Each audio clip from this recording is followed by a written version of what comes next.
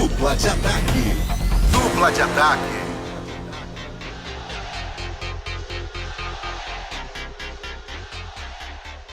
E aí, galera, bem-vindos a mais um Dupla de Ataque. Toda semana eu tô por aqui com o PVC, a gente faz essa tabelinha, bate uma bola sobre futebol brasileiro, futebol internacional, histórias da bola, muitas análises para você aqui no nosso canal no YouTube. Então, já ativa as notificações para você ficar por dentro, receber primeiro toda semana, ficar sabendo quando o Dupla de Ataque já está no ar. E você já sabe também que no nosso canal do Futebol Globo CBN no YouTube você também acompanha outros quadros com nossos comentaristas e as nossas transmissões esportivas, todos os jogos aqui também no canal do Futebol Globo CBN no YouTube. Então se inscreve, youtube.com/Futebol Globo CBN, aproveita, já faz sua inscrição também aí no nosso canal. Se estiver curtindo o Dupla de Ataque, dá aquele like, dá aquela moral para mim, para o PVC. Toda semana tem. Já avisa, compartilha, espalha para todo mundo e vem para mais um Dupla de Ataque.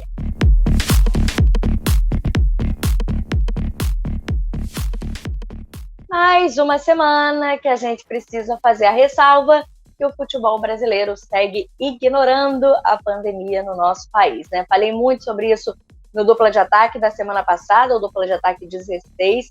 Falei sobre essa questão, sobre o que eu penso desse absurdo que é o futebol seguir ignorando a pandemia. Essa semana a gente teve vídeo do presidente da CBF, enfim, a situação conseguiu ficar ainda pior, né? Além disso, tivemos também os clubes e as federações driblando as decisões das esferas governamentais, dos órgãos de saúde. O Rio de Janeiro, a cidade do Rio de Janeiro, passará por 10 dias apenas com as atividades essenciais funcionando. Mas o futebol, que não é a atividade essencial, acha que é mais importante que isso, que a vida das pessoas. E a gente vai ter Campeonato Carioca. A bola vai rolar no final de semana, no meio da semana que vem, porque outras cidades toparam receber as partidas que estão proibidas. O Rio de Janeiro proibiu partidas de futebol. Então, tem Campeonato Carioca e o jogo que eu destaco não é nem nesse final de semana, é no meio de semana. Na quarta-feira, o Flamengo enfrenta o Bangu.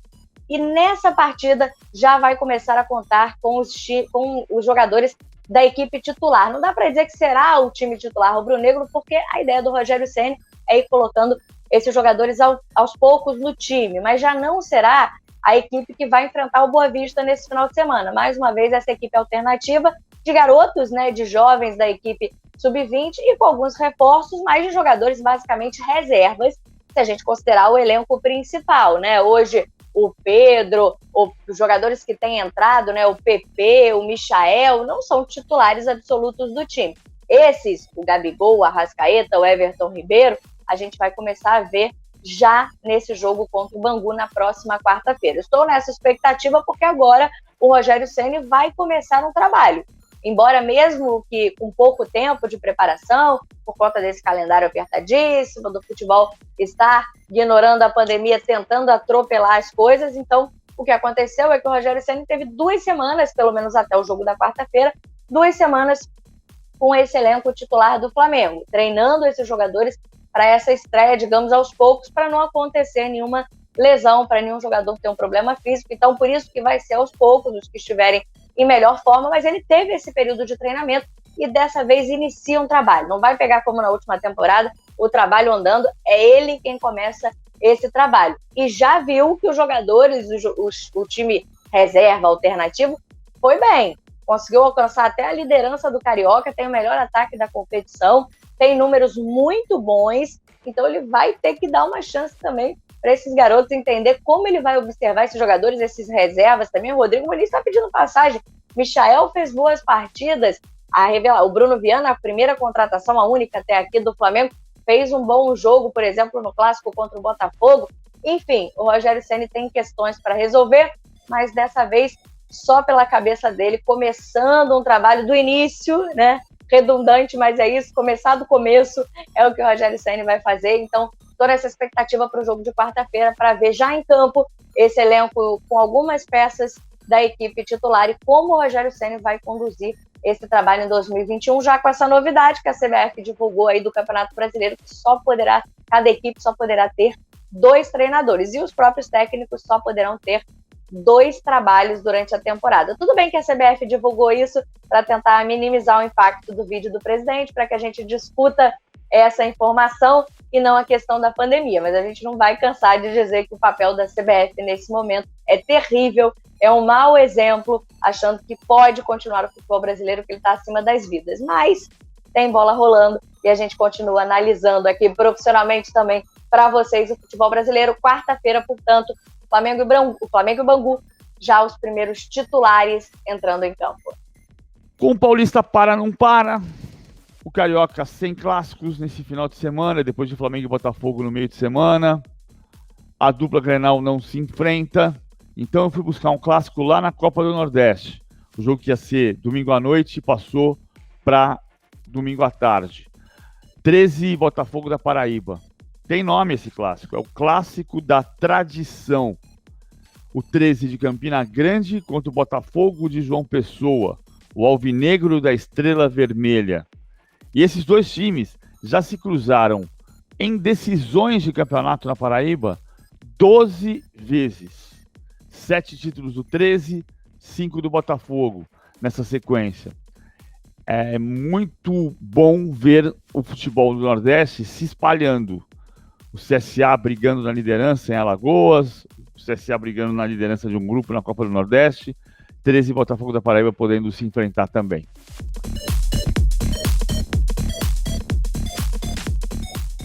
Acompanhamos essa semana os primeiros jogos das quartas de final da Champions League feminina e quarta-feira que vem, quarta e quinta, uma partida, teremos os jogos de volta, valendo vaga nas semifinais da competição europeia.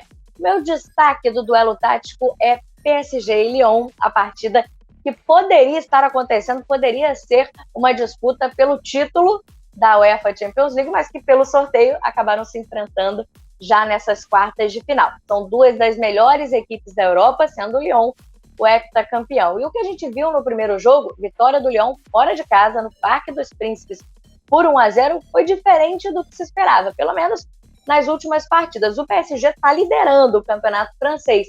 E o que a gente viu nesse jogo foi o PSG criando mais, tendo mais oportunidades claras de gol do que o Lyon teve durante a partida. Só que o PSG não soube aproveitar. Aquela velha história, né? Quem não faz, leva, futebol é bola na rede, mais ou menos o que aconteceu. No final do jogo, já aos 41 minutos do segundo tempo, um pênalti bem duvidoso. A Formiga toca com a mão na bola, e aí a árbitra dá pênalti.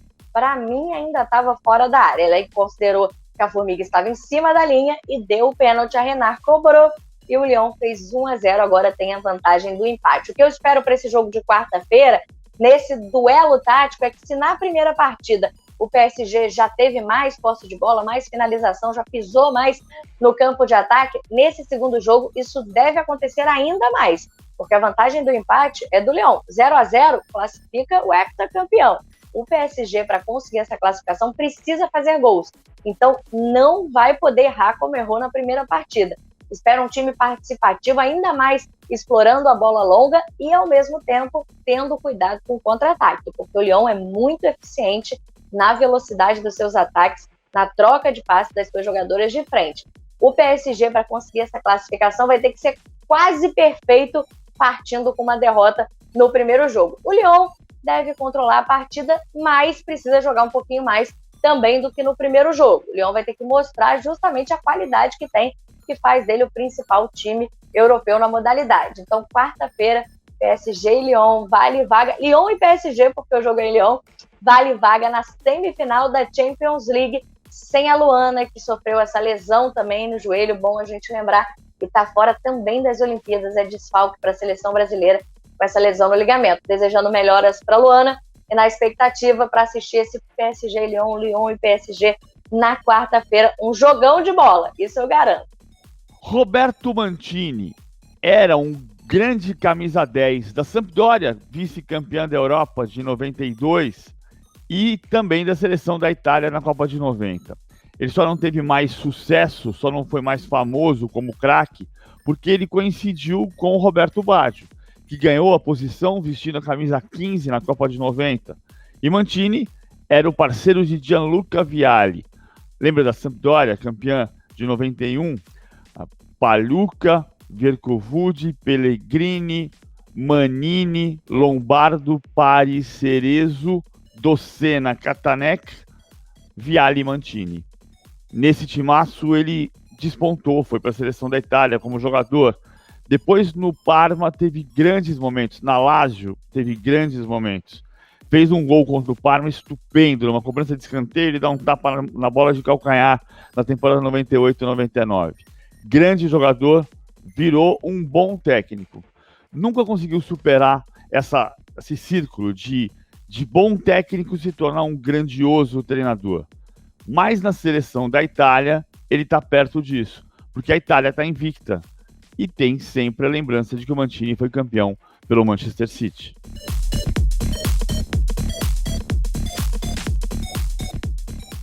Essa semana começaram as eliminatórias para a Copa do Mundo na Europa e nesse final de semana teremos já a segunda rodada e com alguns jogos que eu destaco, acho que serão bem interessantes, principalmente por essa briga ali na classificação em cada grupo.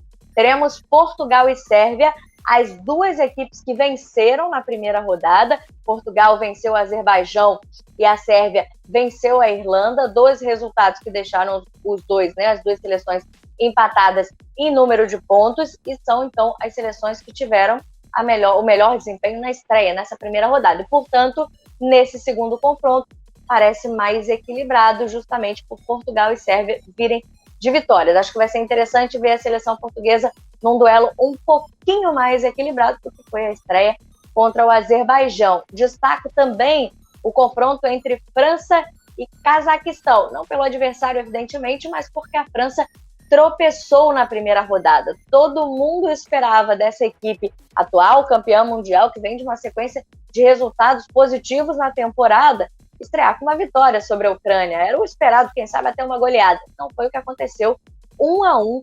Então a França tem apenas um ponto somado. Inclusive, nessa partida, o Griezmann fez 34 gols na história da seleção francesa, o gol marcado por ele, igualou o Trezeguet como quarto maior artilheiro da história, mas ficou tão frustrado com o resultado que nem comemorou, Postou lá nas redes sociais, mas falando que a França precisava, nesse segundo jogo, fazer um resultado melhor depois do tropeço na estreia. Então, contra o Cazaquistão, a França precisa vencer para assumir essa liderança do grupo, precisa compensar o resultado da estreia, esse empate aí frustrante contra a Ucrânia. Destaco também a partida entre Holanda e Lituânia, isso porque também tivemos a Holanda perdendo na estreia para a Turquia por 4-2. E aí, agora também está precisando ficar de olho nesse resultado, principalmente porque o outro confronto será entre a Turquia, que venceu, e a Noruega do Haaland. Então, é um confronto equilibrado. São as três seleções que vão brigar por essa vaga. Como a Holanda estreou perdendo,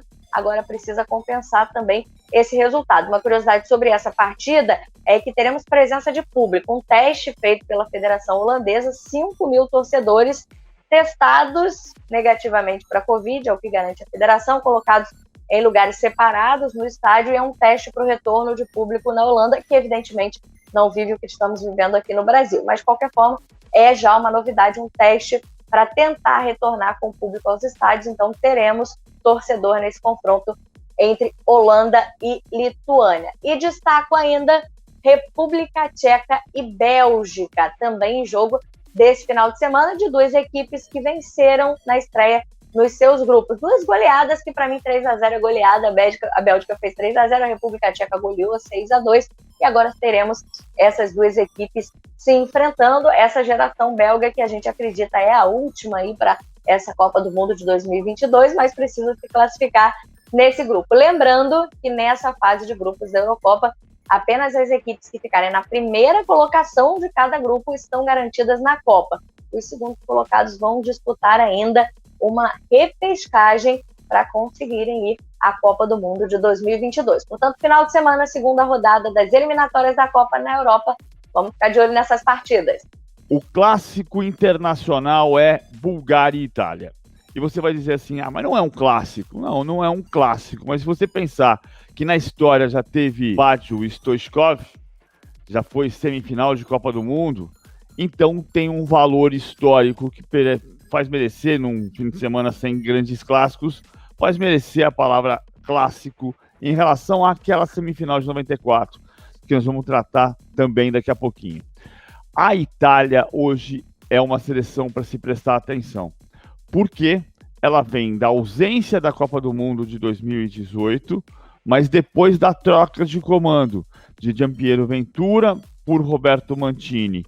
O mesmo Roberto Mancini, técnico que tirou o Manchester City de uma fila de 43 anos sem títulos, quando deu ao City a Premier League de 2012. Pois é, com Mancini, nas eliminatórias da Eurocopa, a Itália ganhou todos os 10 jogos. Coisa rara. E mais do que isso, depois da pandemia, quando os europeus puderam fazer 8 partidas antes desta data FIFA, das grandes seleções da Europa, contando França, campeã do mundo, Alemanha, campeã de 2014, Espanha, campeã de 2010, Itália, Portugal, campeão da Europa, Bélgica, semifinalista da última Copa, Inglaterra, de todas as grandes seleções, Holanda, a Itália foi a única que não perdeu. Não perdeu nenhum jogo. Ganhou 6, empatou 2 vezes das 8 partidas que disputou. Então preste atenção na Itália, que joga contra a Bulgária neste domingo.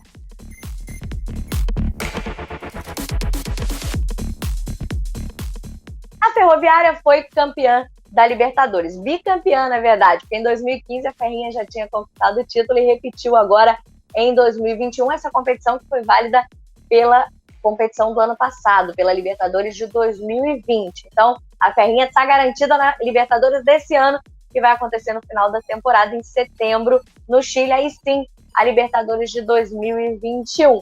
E é claro que tem que destacar a história da Lindsey Camila, essa paulista de 38 anos, que fez história. É a primeira técnica campeã da Libertadores. Em 11 edições, jamais tivemos uma equipe campeã, uma técnica no comando. Até agora, porque a Lindsey Camila conseguiu esse feito, entrar na história, agora será a técnica da Ferroviária também no Campeonato Brasileiro. Mas destacando um pouquinho da história da Lindsey Camila, ela tem 38 anos, ela foi uma zagueira quando era jogadora de futebol, jogou no Brasil, na Espanha, em Portugal e na França, que foi onde ela fez boa parte da carreira, no Lyon, principal clube de futebol feminino na Europa e no mundo, né? A Lindsey Camila se aposentou por conta de uma lesão no tornozelo em 2006 e continuou estudando, continuou na França, no Lyon, principalmente, que foi o clube que estimulou que a Lindsey Camila continuasse estudando, se preparando para ser uma treinadora. Foi isso que ela fez, ela tirou a licença A da UEFA para ser treinadora, chegou a trabalhar